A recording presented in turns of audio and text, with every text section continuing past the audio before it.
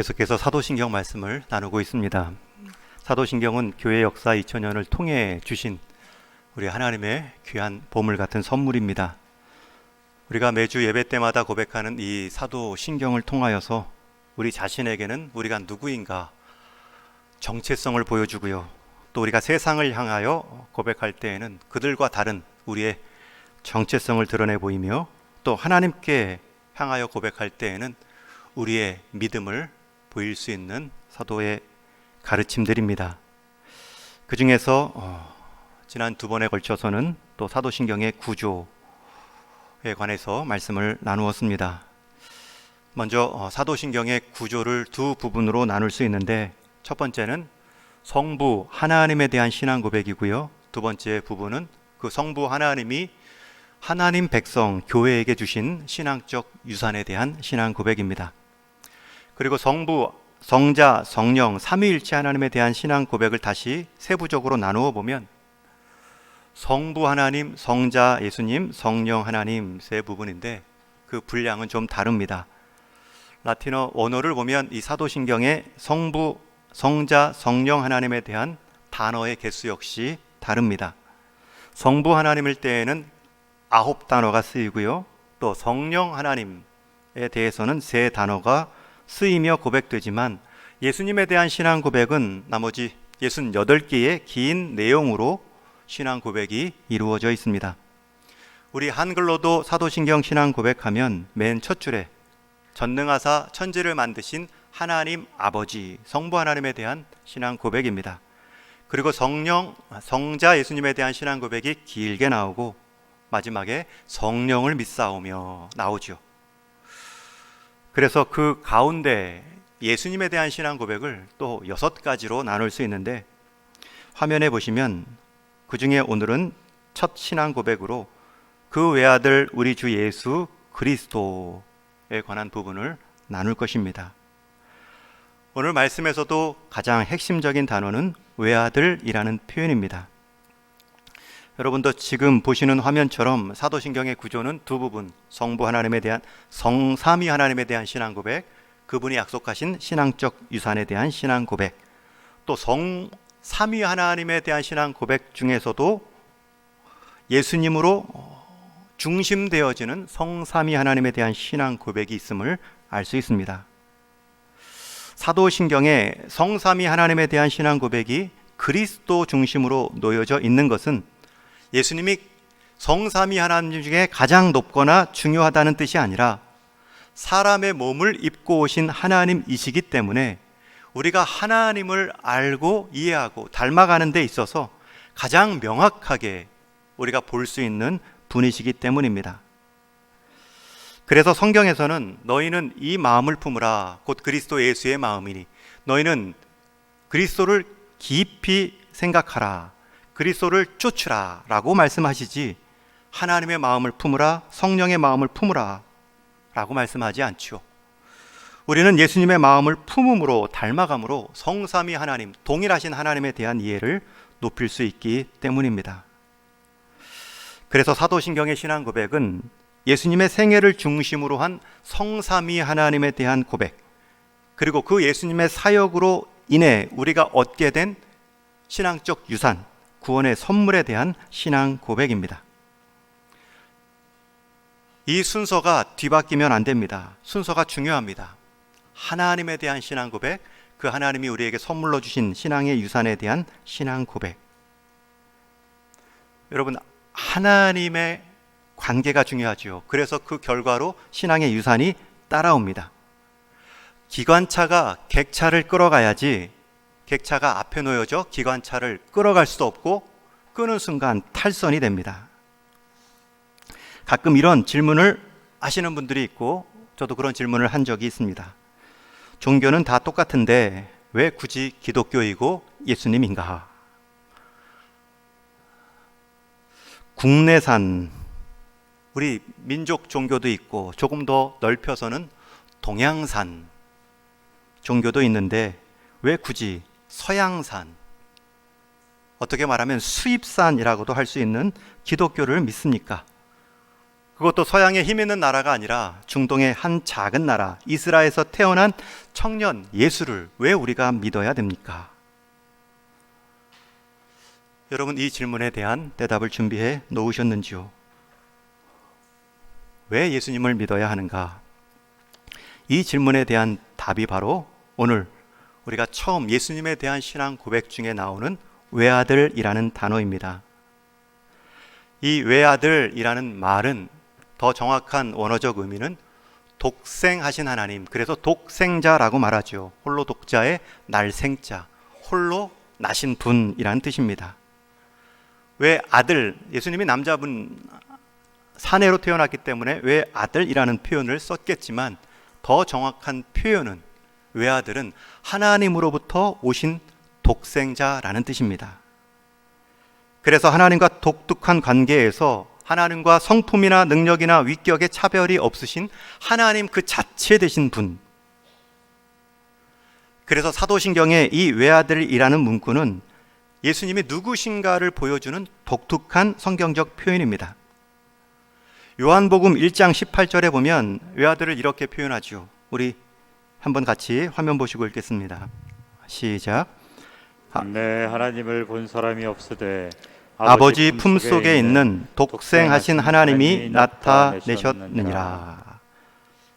이 구절에서도 알 수 있는 것처럼 예수님과 하나님 아버지와의 관계를 보여주는 표현이 바로 독생자. 하나님이 세상을 이처럼 사랑하사 누구를 보내주셨다고요? 독생자를 보내주셨으니. 여러분, 이것이면 이제 대답이 되지요. 왜 우리가 예수님을 믿습니까? 우리 안에 민족 종교, 동양산 종교 또 아니고 왜 서양산, 그것도 이름 없는 작은 한 나라에 예수님을 믿어야 합니까? 여러분, 그 예수님은 독생자이시기 때문입니다.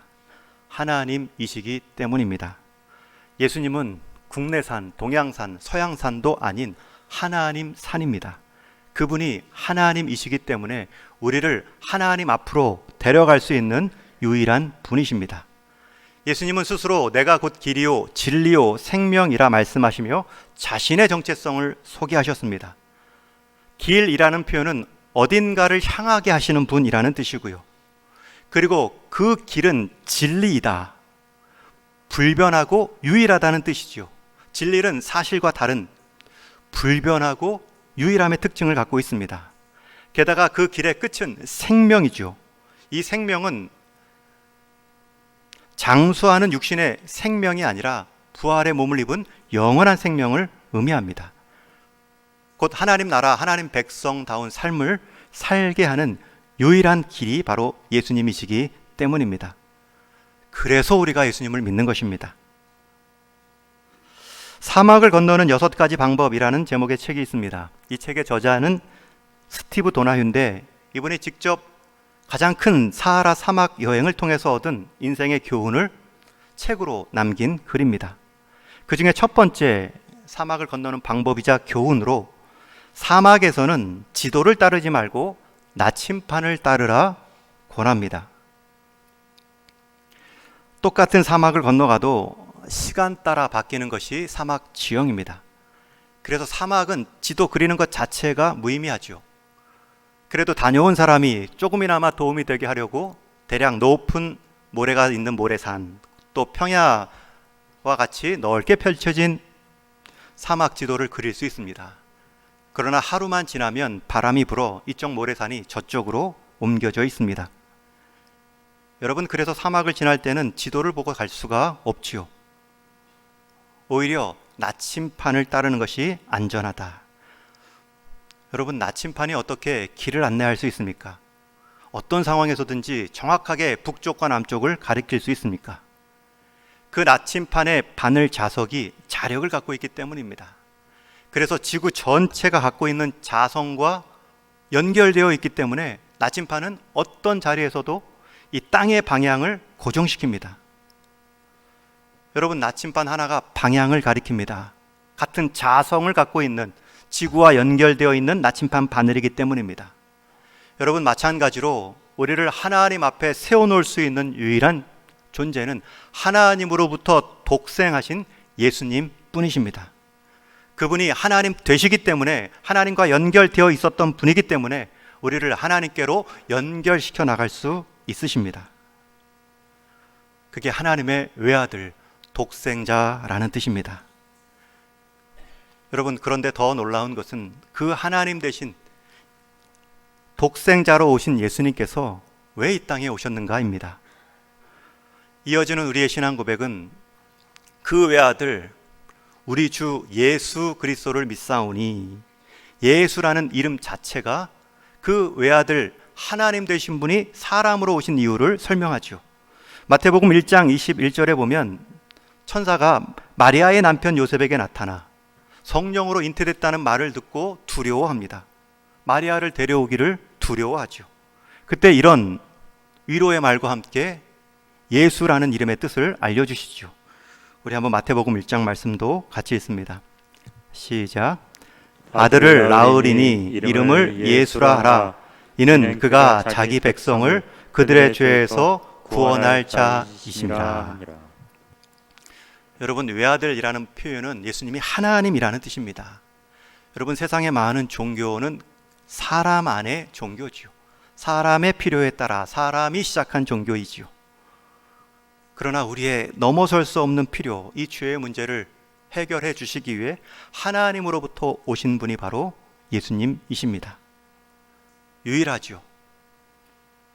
그 외아들 되신 예수님께서, 하나님 품속에서 독생하신 그 하나님께서 이 땅에 사람의 몸, 마리아의 몸을 입고 오셨는데 그 이유를 예수라는 이름을 통해 알려주시죠. 예수라는 이름의 뜻은 자기 백성을 그들의 죄에서 구원할 자이라는 뜻입니다. 여러분, 이 정도면 우리가 사막에 모래에 빠진 정도의 어려움이 아닙니다.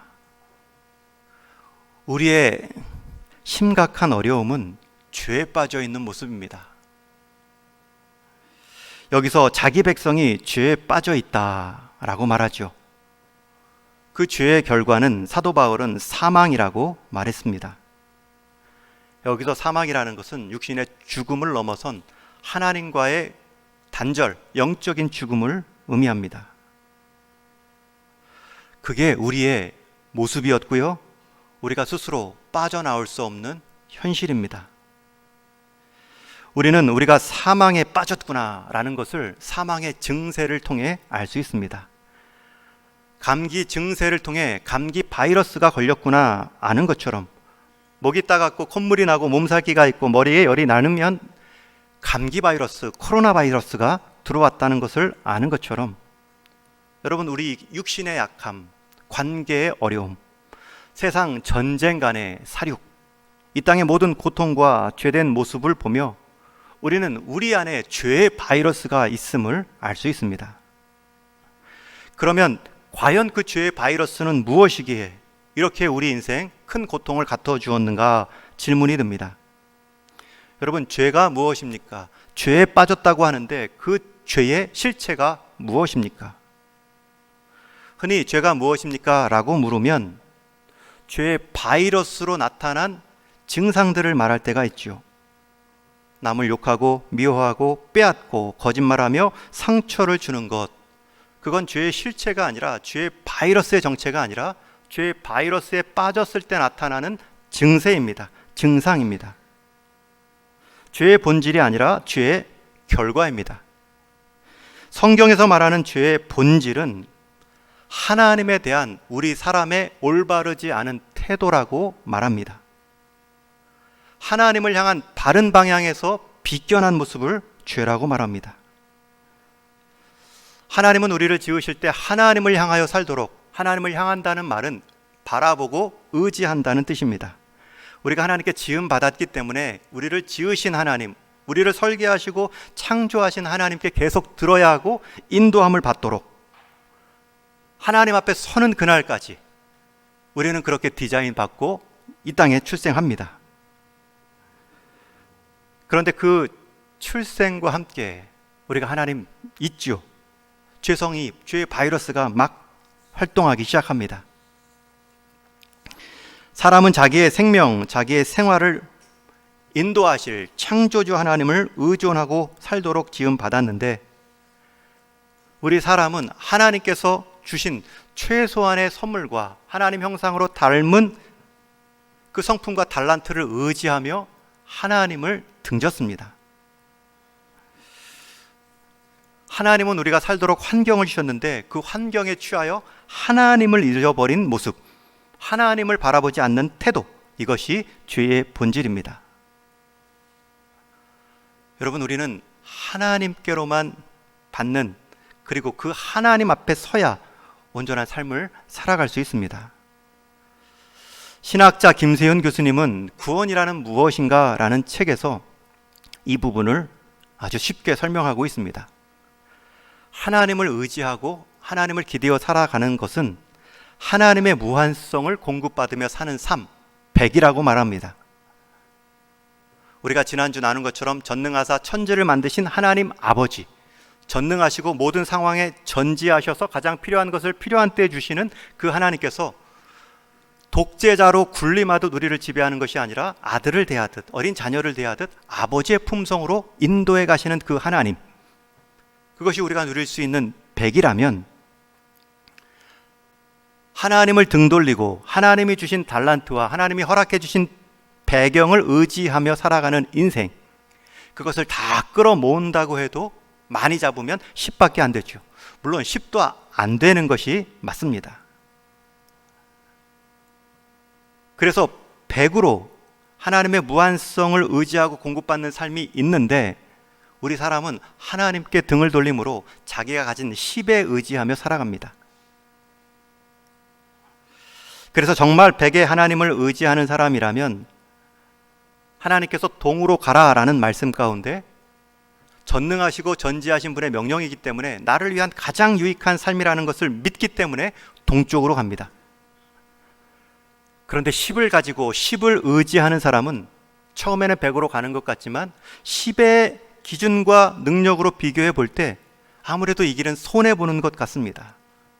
저 서쪽 반대로 가는 게 이로워 보입니다. 그리고 결국 그리로 가지요. 정말 하나님을 의지하고 하나님의 100에 되는, 100으로 표현될 수 있는 그분의 사랑과 공급을 의지하는 사람은 내 10의 판단이 아니다 할지라도 순종합니다. 신뢰합니다. 그러나 주어진 것들, 하나님이 우리를 하나님 형상대로 귀하게 지었음에도 불구하고 마치 하나님 것처럼 착각하여 스스로 독립한 삶, 태도, 그것이 바로 죄입니다. 여러분, 그럴 때에 죄의 결과로 여러 현상들이 나타났습니다. 몸의 죽음, 하나님과의 관계의 단절, 심지어 사람과 자연과의 반목. 여러분, 사람들이 다 10이 갖고 있지만 그 10은 제한적인 것입니다. 내 10을 누군가에게 뺏기면 누군가는 20을 얻지만 나는 0이 되죠. 하나님의 무한하신 공급을 의지하지 않고 사람의 제한된 공급 안에서 서로 다투며 살아가는 모습이 오늘날 고통의 씨앗입니다. 하나님께서 최초의 사람 아담과 하와도 하나님께 나와 하나님 말씀 듣고 순종하도록 지었지만 아담과 하와는 다른 말을 들었습니다. 너가 하나님이 될 수 있다, 사단의 말을 듣고요. 내 눈에 좋게 보이는 보암직한 하나님이 금하신 선악과를 먹게 되죠. 여러분, 지금도 사단은 똑같이 우리를 유혹합니다. 우리로 하여금 하나님을 의지하고 하나님을 찾는 삶이 아니라 하나님께서 우리를 긍휼히 여기시고 베풀어 주신 작은 10을 더 크게 의지하고 오히려 그 작은 것으로 착각하여 하나님과 같이 독립적일 수 있다, 자존할 수 있다, 유혹하죠. 내 인생 내가 한번 주장대로 내 인생 내 스스로 주인이 되어 살아보라 충동질합니다. 얼마나 멋진가. 오히려 하나님께 의지하는 삶은 종의 삶이다, 속박된 삶이다, 거짓 생각을 불어넣습니다. 그렇게 독립적으로 수많은 사람들이 살아가는 모습이 멋있는 것 같지만 남은 사람들 간의 자원 가운데 쟁탈전이 시작됩니다. 한 사람이 더 소유하면 다른 사람은 적게 소유할 수밖에 없고, 한 사람이 권력을 차지하면 그 권력 아래 종속될 수밖에 없는 삶입니다. 내가 좀 더 많이 즐기면 누군가 즐기지 못하는 사람이 있을 수밖에 없는 죄된 구조이죠. 그런 상황에서 사람의 지식이 증대하면 증대할수록 교묘한 행복 쟁취전이 일어납니다. 악순환은 끝나지 않습니다. 그렇기 때문에 우리 사람 스스로에게 제한된 모습 속에서 구원의 길, 하나님의 무한한 자원과 이룰 수 있는 방법은 없습니다. 아직도 많은 사람들이 내 인생, 내 손안에 있는 것을 갖고 하나님인 것처럼 살아가지만 그 인생의 끝은 흙과 함께 마감되는 것입니다. 여러분, 우리가 하나님을 모르고 등졌다라는 이 죄의 문제 앞에서는 우리의 노력으로 해결할 수 없습니다. 그럴 때는 절망해야 됩니다. 정직한 낙심이 필요합니다. 이게 사람이구나.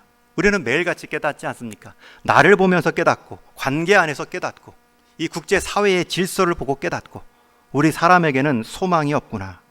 회복 자체가 힘든 깊은 중병에 빠졌구나. 여러분, 그 정직한 절망에서부터 하나님을 향한 소망이 시작됩니다. 미국의 가장 장기 베스트셀러 중 하나인 책 제목이 아직도 가야 할 길이라는 책입니다. 이 책을 쓰신 정신과 의사분은 현대인의 삶의 모습, 현대인의 병적 원인을 이렇게 진단합니다. 오늘날 많은 사람들에게 있어서 삶을 점점 어렵게 만드는 이유가 어디에 있습니까? 자기의 삶을 뒤틀리게 만드는 이유가 어디에 있습니까? 그 이유는 간단합니다. 자신의 문제를 직시하는 것이 고통스러워 그 문제를 외면하기 때문입니다. 여러분, 우리의 문제, 처한 이 위기, 이 원인의 원인을 찾고 끝까지 파나가다 보면 사람의 죄성에 닿습니다. 그런데 그 죄성을 마주보는 것이 고통스럽습니다. 그래서 남보다 더 나은 즐거움으로 잠시 잊으려 합니다. 이 고통스러운 것을 바라보기보다는 조금 덜 고통스러운 것을 바라보며 잊으려고 합니다. 그러나 이 죄성의 문제, 우리의 근본적인 문제는 회피의 방법이 통하지 않습니다. 잠시 자기 영혼 내성을 살펴본 사람이라면 내 영혼이 얼마나 흠이 많고 내 죄성이 얼마나 강한지를 날마다 깨닫습니다. 그런데 그것을 가능하면 잊고 살고자, 외면하고자 재빨리 다른 생각을 하지요. 간편한 여흥이나 쾌락거리로 대체하며 고민의 내용을 덮어버립니다. 아니면 해왔던 대로 지극히 일상적인 것에 내 삶을 몰아갑니다. 먹고 마시는 일에 편안함으로 대체하려 합니다. 그러나 영혼의 문제, 죄성의 문제는 결코 회피나 모른 척이 답이 될 수 없습니다. 철저하게 절망하셔야 됩니다. 소망이 없구나. 그럴 때 우리에게 길로, 진리로, 생명으로 찾아오신 예수님이 보입니다. 하나님 앞에 서게 할 수 있는 유일한 길, 예수님이 오셨음이 보이고요, 찾고요, 따르게 됩니다. 우리가 살 수 있는, 회복될 수 있는 죄성의 유일한 방법은 그 죄값을 대신 치러주시고 우리를 품어주심으로 또 다른 삶에 길이 있다는 것을 보여주고 초대하시는 예수님 뿐입니다. 여러분, 그 예수님께서 우리를 어떻게 초대하십니까? 그 외아들 우리 주 예수, 하나님 안에서 독생하신 그 외아들 예수님께서 그 이름의 뜻처럼 우리를 죄에서 구원하시기 위해 오셨습니다. 그리고 죄의 문제를 자신의 희생으로, 생명값으로 치루어 주셨을 뿐만 아니라 우리가 고백하는 것처럼 우리 주 그리스도를 믿사오니, 주라는 말은 주인이고요, 그리스도라는 말은 구원자라는 뜻입니다. 요약하면 구주라고 말할 수 있죠. 구원자와 주인. 그 외아들 우리 주 예수 그리스도를 믿사오니. 여러분, 예수님의 생명의 길로 우리를 세우셨을 뿐만 아니라 우리의 구원자 되셨을 뿐만 아니라 이제는 우리 인생의 주인 되셔서, 그것도 군림하는 독재자가 아니라 아버지의 따뜻한 이끌어 가심처럼 우리 인생 동행길 해 주시는 분이 바로 예수님이십니다. 그분을 우리가 믿는 것입니다. 여러분, 그분이 우리를 대하신 그 모습이 얼마나 감동입니까? 저는 외아들 우리 주 예수 그리스도를 믿사오니, 예수님이 외아들 독생자라는 것도 놀라웠지만 그 독생자 하나님 되신 분이 우리의 죄값을 치르시기 위해, 죄의 문제에서 우리를 구원하시기 위해 사람의 몸을 입고 오셨다는 것이 너무나 큰 감동이었습니다. 그걸로 제 삶의 방향이 바뀌었죠. 예수님이 우리를 대하신 모습이 얼마나 큰 감동입니까? 여러분, 사람 관계 안에서 사람은 고쳐 쓰는 것이 아니다 라는 말을 많이 들어보셨을 것입니다. 그 말 얼마나 동의하십니까? 사람 고쳐 쓰는 것 아닌지요? 이 말은 반은 맞고 반은 틀립니다. 사람은 고쳐 쓰는 것이 아닌 정도가 아니라 사람은 다 다르게 그 안에 다 각각의 기질이 있습니다. 사람 외모만큼이나 사람 지문 수만큼이나 사람 숫자만큼의 기질이 있죠. 여러분, 그 기질이 어떤 사람은 급할 수도 있고, 어떤 사람은 여유로울 수 있고, 어떤 사람은 앞에 나서길 좋아하고, 어떤 사람은 배경이 되기를 좋아하고, 어떤 사람은 말이 많고, 어떤 사람은 거의 말이 없고, 다 기질이 어우러져 한 공동체가 되는 것입니다. 그런데 같은 관계 안에서 저 사람 기질과 내가 기질이 좀 다르다고 해서 불편하다고 당신 기질 바꾸십시오 라는 말은 틀린 말입니다. 사람은 고쳐 쓰는 게 아닙니다. 기질이 바뀌지 않기 때문입니다. 우리가 같이 사는 사람한테도 외모가 마음에 안 든다고 당신 외모 바꾸어서 나랑 같이 사십시오 라는 말보다 더 큰 폭력이 어디 있습니까? 하물며 외모는 수술이라도 할 수 있고 운동이라도 할 수 있는데 기질은 힘들죠. 여러분, 그러나 사람은 고쳐 쓸 수 있습니다. 기질로 사는 것이 아니라 성격으로 사는 것이기 때문입니다. 기질은 고쳐지지 않습니다. 외모를 받듯 부모에게 받는 이 성향의 DNA가 있습니다. 기질입니다. 그러나 그 기질이 사람 관계 안에서, 환경 안에서 시간이 지나면서 가다듬어지고 나타나는 태도가 바로 성격입니다.